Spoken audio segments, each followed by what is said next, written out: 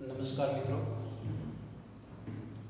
Lecture 27 में છેલ્લે આપણે સમાન વિદ્યુત ક્ષેત્રમાં ડાયપોલ પર લાગતું ટોર્ક અને બળની ચર્ચા કરી. તો તમને ખ્યાલ હશે કે સમાન ક્ષેત્રમાં ડાયપોલના ટોર્કનું સૂત્ર P sin θ હોય અને સમાન વિદ્યુત ક્ષેત્રમાં ડાયપોલ પર લાગતું બળ કેટલું હોય? 0 હોય. અસમાનમાં ટોર્કનું સૂત્ર તો સેમ જ આવશે, P sin θ, પણ બળ અશૂન્ય. અસમાન વિદ્યુત ક્ષેત્રમાં ડાયપોલ પર લાગતું બળ કેવું હોય? અશૂન્ય. અને છેલ્લે એનું આપણું સૂત્ર પણ તાર્યું કે P cos θ d/dx. લેક્ચર 28માં ટેક્સ્ટ બુક્સના ઉદાહરણનું સોલ્યુશન આપવાનું છે. 1 થી 3 ઉદાહરણની આપણે વાત કરેલી. હવે ઉદાહરણ નંબર 4 અથવા 1.4 એમાં બે વિભાગ છે, A છે અને B છે.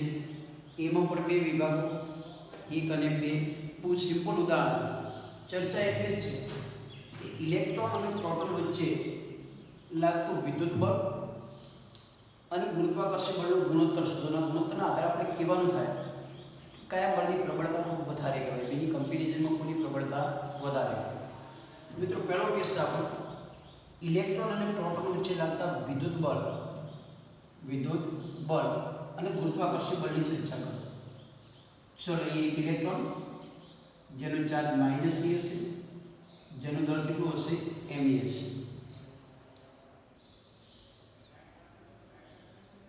અહીંયા પ્રોટોન આપણો જેના પરનો ચાર્જ કેટલો હશે? +e, અને પ્રોટોન દળ કેટલું હશે? mp. આપણે ધારીએ બંને ચાર્જ પાર્ટિકલ એકબીજાથી r અંતરે છે. કેટલા અંતરે છે? r. પહેલા વિદ્યુત બળની વાત કરો, Fe. તો k વિદ્યુત બળ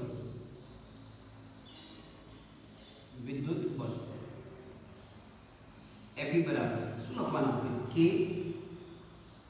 q1 એટલે ઇલેક્ટ્રોન પરનો ચાર્જ -e, q2 એટલે પ્રોટોન પરનો ચાર્જ +e, અપોન વચ્ચેનું અંતર શું હશે? r. આ આપણું વિદ્યુત બળ છે. વિદ્યુત બળ કેટલું આવશે? બે વચ્ચે લાગતું વિદ્યુત બળ -k² અપોન r. માઇનસ આવે એનો મતલબ બળ આકર્ષીય છે. કેવું હશે? આકર્ષી. કયા બળની વાત કરીએ? વિદ્યુત બળની. હવે મિત્રો આપણે ગુરુત્વાકર્ષણ બળ લઈએ. ગુરુત્વાકર્ષણ બળ ધારો આપણે Fg વડે દર્શાવ્યું, ગ્રેવિટેશનલ ફોર્સમાં. તો અહીંયા હશે g m1 m2 upon r². m1 કેટલું? me. m2 કેટલું? mp અપોન શું આવશે? r² upon r². આ પણ હંમેશા આકર્ષિત હોય, આ બળ પણ હંમેશા આકર્ષિત હોય. આ બળ આકર્ષિત અપાકર્ષિત હોય છે એટલે આગળ નિશાની આકર્ષણ મૂકી દઈએ માઇનસ. હવે એનો ગુણોત્તર લઈ લઈએ આપણે. Fe અપોન Fg સમાન ડિસ્ટન્સ માટે r² cancel, minus minus plus, ઉપર આવશે k² છેદમાં હશે g me અને mp. me એટલે ઇલેક્ટ્રોન દળ, mp એટલે પ્રોટોન દળ. કિંમતો મૂકી દઈએ. k ની કિંમત 9 × 10⁹. e ની કિંમત ચાર્જનું મૂલ્ય તમને ખબર છે 1.6 × 10⁻19. g સાર્વત્રિક ગુરુત્વાકર્ષણ અચળાંક યાદ કરો, જેનું મૂલ્ય કેટલું? 6.67 × 10⁻11. અહીંયા me ઇલેક્ટ્રોન દળ 9.1 × 10⁻31 અને પ્રોટોન દળ 1.6 અથવા 1.66 અથવા 1.67 × 10⁻27 કિલોગ્રામ. આ બધા મૂલ્યો તમને યાદ જ હોય. કે ની કિંમત 9 × 10⁹, એની કિંમત 1.6 × 10⁻19, g 6.67 × 10⁻11, me ઇલેક્ટ્રોન દળ 9.1 × 10⁻31, mp પ્રોટોન દળ 1.6 અથવા 1.67 × 10⁻27 kg. તો મિત્રો આ ગુણોત્તર આપણને મળે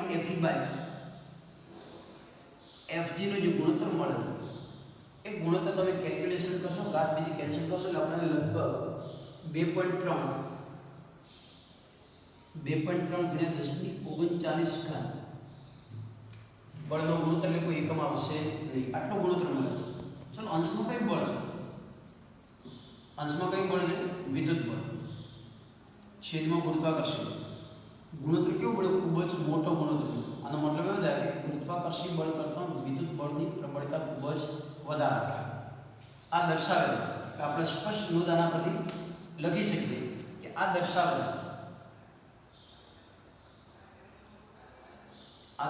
છે ગુરુત્વાકર્ષી બળ કરતાં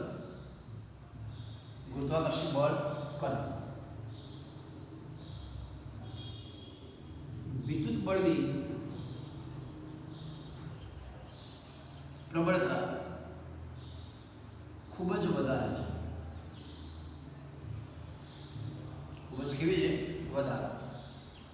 સિમ્પલ વસ્તુ કે F upon F છે. સેમ કેસ છે, પણ અહીંયા ઇલેક્ટ્રોન અને પ્રોટોનની વાત હતી. બે પ્રોટોન વચ્ચે લાગતા વિદ્યુત બળનું ગુરુત્વાકર્ષણ બળનો ગુણોત્તર લેવો. તો હવે આપણે હંમેશા માટે યાદ રાખો કે વિદ્યુત બળ ભાગ્યા ગુરુત્વાકર્ષણ ગુણોત્તર આવશે k² GME. MP ની જગ્યાએ અહીંયા આવશે એમ્પિયર. છતાં ફરીથી આપણે લઈએ કે બે પ્રોટોન માટે એ MP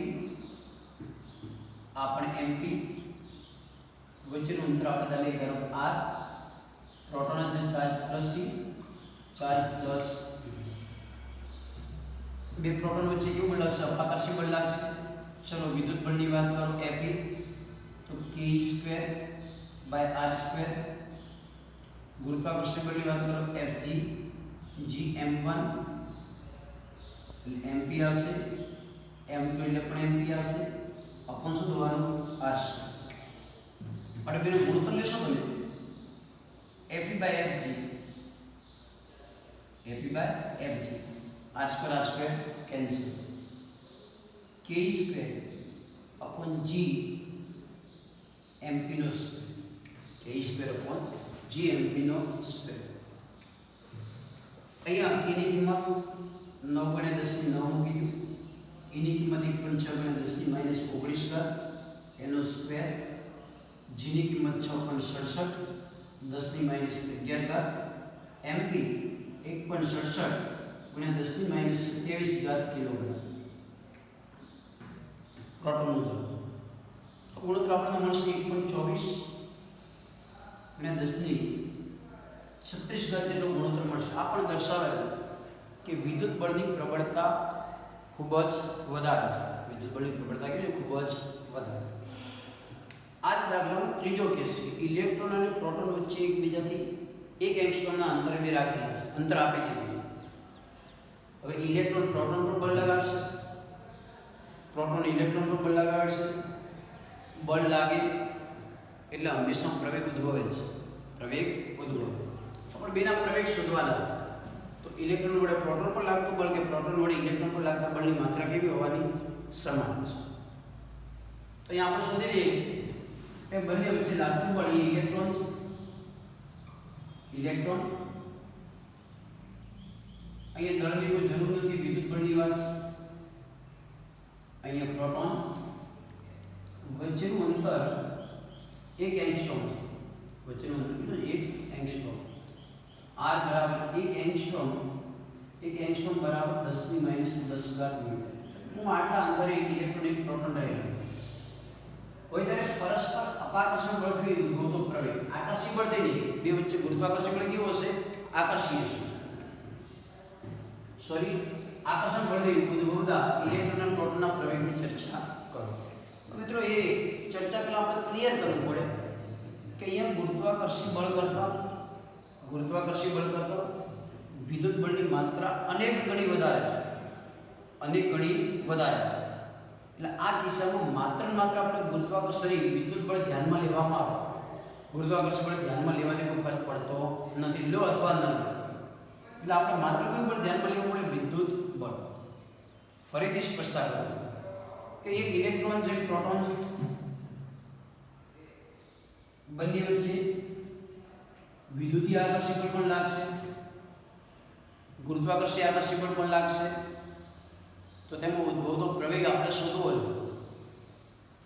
તો એ કયા બળની માત્રા ખૂબ જ વધારે છે? વિદ્યુત બળની માત્રા કે ખૂબ જ વધારે. એટલે માત્રા કિસ્સામાં આપણે વિદ્યુત બળ ધ્યાનમાં લેવાનું થાય, ગુરુત્વાકર્ષી બળ ધ્યાનમાં લેવામાં આવે તો પણ કોઈ ફરક પડતો નથી. માટે બંને વચ્ચે લાગતું વિદ્યુત બળ,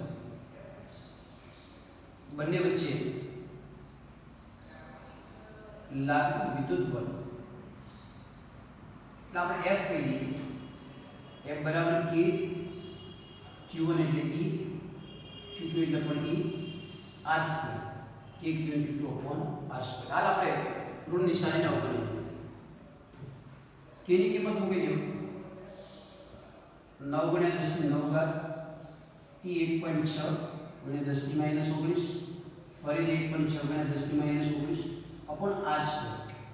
R સ્ક્વેર એટલે અહીંયા 10 ની -10 ઘાતનો સ્ક્વેર.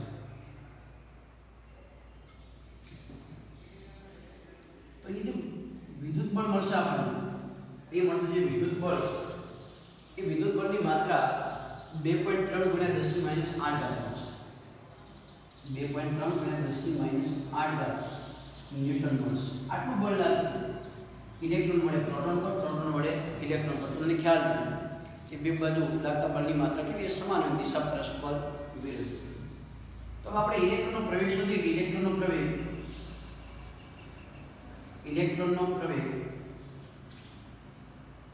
પ્રવેગ AE બરાબર ઇલેક્ટ્રોન પર લાગતું બળ ભાગ્યા ઇલેક્ટ્રોનનું દળ F upon m. શું થાય? F upon m. બળ કેટલું આવ્યું? બળ આવ્યું 2.3 ગુણ્યા 10 ની -8 ઘાત. ઇલેક્ટ્રોન દળ કેટલું? 9.1 ગુણ્યા 10 ની -31 ઘાત. તો બેની કેલ્ક્યુલેશન કરો તમે, તો કેલ્ક્યુલેશનમાં જવાબ આવશે આપણો 2.5 ગુણ્યા 10 ની 25 ઘાત પ્રવેગ. 2.5 ગુણ્યા 10 ની 25 ઘાત મીટર પ્રતિ સેકન્ડ સ્ક્વેર.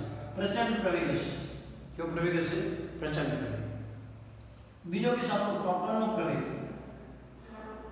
પ્રોટોનનો પ્રવેગ આપણે AP કહી દઈએ. AP કેટલો? તો બળ ભાગ્યા પ્રોટોનનું દળ mp. બળ સેમ જ રહેશે 2.3 ગુણ્યા 10 ની -8 ઘાત. પ્રોટોન દળ 1.6 અથવા 1.67 ગુણ્યા 10 ની -27 ઘાત કિલોગ્રામ. આ પ્રોટોનનો પ્રવેગ આપણે મળશે 1.4 ગુણ્યા 10 ની 19 ઘાત. 1.4 ગુણ્યા 10 ની 19 ઘાત મીટર પ્રતિ સેકન્ડ. હવે તો આપણે છે સરખામણીની વાત કરીએ. બે સરખામણી આપણે કરવાની છે. બળની સરખામણી કરી તો બળની કેલ્ક્યુલેશન એવું દર્શાવે છે કે વિદ્યુત બળની માત્રા ગુરુત્વાકર્ષણ બળ કરતાં અનેક ગણી વધારે હોય. એટલે જ્યારે વિદ્યુત ક્ષેત્ર અને ગુરુત્વાકર્ષણ ક્ષેત્રની સંયુક્ત કોઈ વાત આવે અને બળની ચર્ચા કરવી હોય તો ગુરુત્વાકર્ષણ બળને અવગણવાનો કોઈ વાંધો આવતો નથી અથવા અંતિમ પરિણામમાં કોઈ ફેર પડતો નથી. ફરી પાછો રિપીટ કરું કે પ્રવેગ પણ તમે જુઓ કે આ કોઈનો ગુરુત્વાકર્ષણ પ્રવેગ કેટલો હતો? ગુરુત્વ પ્રવેગ કેટલો? G બરાબર કેટલો? 9.8 મીટર પ્રતિ સેકન્ડ સ્ક્વેર અથવા વધારે 10. એની કંપેરમાં પ્રવેગના મૂલ્યો ખૂબ જ વધારે 2.5 ગુણ્યા 10 ની 25 ઘાત, 1.4 ગુણ્યા 10 ની 19 ઘાત મીટર પ્રતિ સેકન્ડ સ્ક્વેર. આ પ્રવેગના મૂલ્યો ગુરુત્વ પ્રવેગ કરતાં ખૂબ જ વધારે છે. એટલે ફરી રિપીટ કરું કે જ્યારે વિદ્યુત ભારિત બળ વિદ્યુત ક્ષેત્ર અને ગુરુત્વાકર્ષણ ક્ષેત્રની સંયુક્ત અસંચળ ગતિ કરતો હોય ત્યારે માત્ર ને માત્ર વિદ્યુત ક્ષેત્રની અસર ધ્યાનમાં લેવાનો ફરક પડતો નથી. એવા કિસ્સામાં આપણે ગુરુત્વાકર્ષણ બળને પણ અવગણી શકીએ અને ગુરુત્વ પ્રવેગને પણ અવગણવો તો અવગણી શકાય. છેલ્લે આપણે લખી શકીએ કે અહીંયા ગુરુત્વ પ્રવેગની વિદ્યુત બળના લીધે ઉદ્ભવતો પ્રવેગ ગુરુત્વ પ્રવેગ G કરતાં ખૂબ જ વધુ હોવાથી આવા કિસ્સામાં G ને અવગણીશું. આવા કિસ્સામાં G ને અવગણવો તો અવગણી શકાય. તો બહુ સિમ્પલ ઉદાહરણ તો ખાલી ગુણોત્તર હતો. ગુણોત્તરની ચર્ચા દરેક કિસ્સામાં આપણે એવું ક્લિયર કરવા માંગતા હતા કે વિદ્યુત બળની ઇન્ટેન્સિટી ખૂબ જ વધારે હોય છે. વિદ્યુત બળના લીધે ઉદ્ભવતા પ્રવેગની માત્રા પણ કેવી ખૂબ જ વધારે. એટલે જ્યારે જ્યારે આવો કોઈ સંયુક્ત ક્ષેત્રમાં કોઈ વાત આવતી હોય વિદ્યુત અને ગુરુત્વાકર્ષી ક્ષેત્રમાં, તો માત્ર વિદ્યુતને ધ્યાનમાં રાખીને કોઈ બી કેલ્ક્યુલેશન કરવામાં આવે છે. એ આ ઉદાહરણ આપણે ક્લિયર કરે છે.